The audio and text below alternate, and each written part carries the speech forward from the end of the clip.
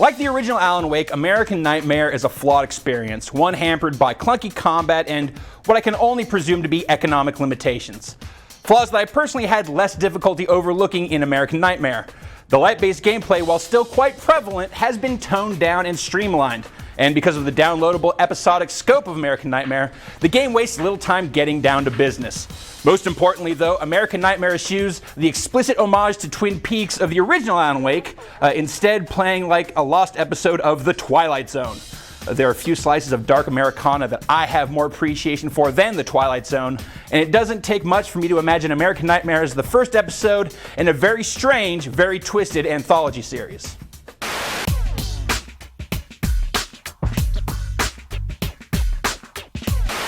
While a number of games made great strides towards seriousness and critical respectability in 2012, Capcom's Asura's Wrath went in the absolute opposite direction, setting new industry standards for absurd power fantasies. The story is a nonsensical slurry of sci-fi, religious iconography, reincarnation, and white-hot rage. And it's fairly unremarkable as a third-person brawler. Most of the actual gameplay is simply in service of filling up your burst meter, which can trigger any manner of stunningly ridiculous events, from fighting planet-sized enemies to the very obliteration of time and space. It's all completely over the top in the best ways possible.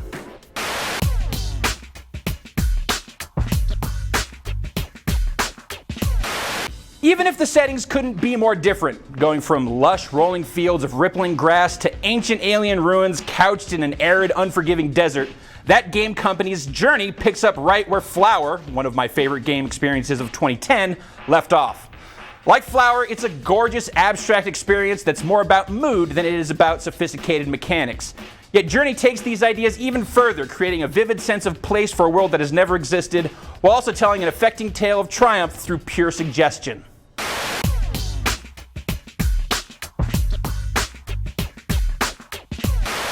After taking the whole plastic band concept as far as it could with Rock Band 3, Harmonix went old school this year with Rock Band Blitz, a downloadable, controller-driven take on the genre that let you tap into your existing Rock Band song library without having to dig into your clutter of toy guitars and convince other people to actually play along with you. As someone who adored Harmonix's frequency and amplitude years before rhythm games went mainstream with Guitar Hero, Rock Band Blitz reminded me of why I fell in love with the genre in the first place, while also introducing all kinds of asynchronous online social hooks to keep things competitive.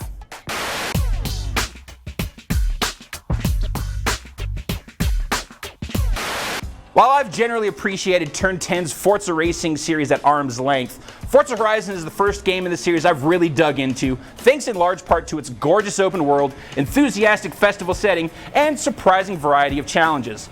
Combined with controls that are as fun and responsive as Forza has ever been, Horizon's a celebration of racing that's still serious about its cars, but doesn't require an interest in gear ratios and slip differentials to appreciate.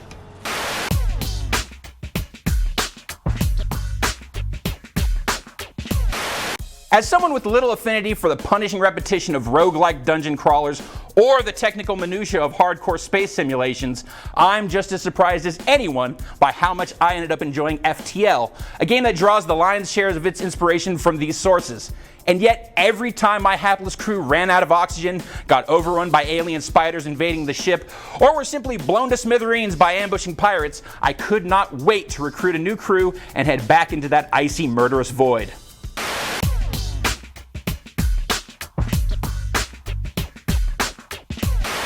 Following the flashy but shallow Shank games, Clay Entertainment has finally struck upon a gameplay profile to match the quality of its dynamic house art style with Mark of the Ninja.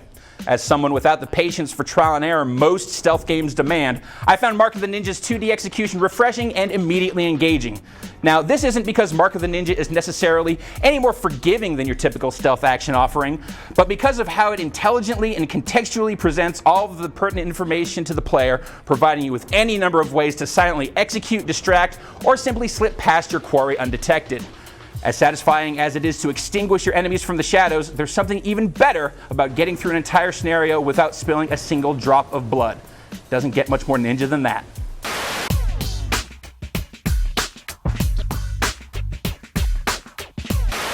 From the queasily graphic 8-bit gore to the sinister square wave soundtrack, Hotline Miami is a game that just oozes thrill-killing menace with its singular, unsettling style. Beneath the seedy, neon-lit aesthetic lies a collection of breathless, breakneck combat puzzles where even a split second's hesitation is every bit as deadly as a bullet to the head. Hotline Miami is every bit as successful as a video game as it is a psychopath's checklist, which, frankly, makes me feel a little uneasy that I like it as much as I do.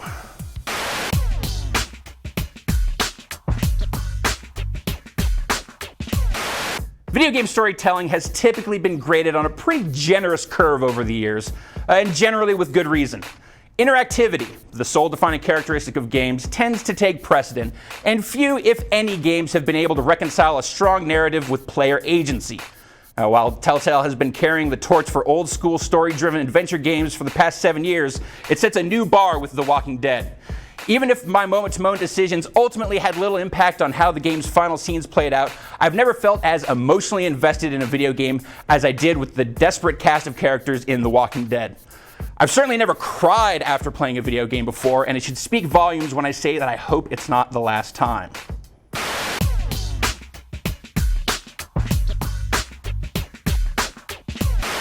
Even though Firaxis is a developer that has probably forgotten more about turn-based strategy than most developers will ever know, there's still a world of difference between the epic-spanning slow burn of the Civilization games that the developer has largely made its name on, and the close-quarter squad tactics of the long-dormant XCOM series. And yet, right from the first invasion alert in Enemy Unknown, it's clear that Firaxis has a bone-deep understanding of what makes XCOM tick. From the tense, weighted dice rolls of the turn-by-turn combat to the administrative metagame that constantly challenges the player's capacity to juggle interdependent systems of diplomacy, economics, and resource management. It's as successful a revival of XCOM as a fan could hope for, while still serving as a terrific, approachable introduction for newcomers.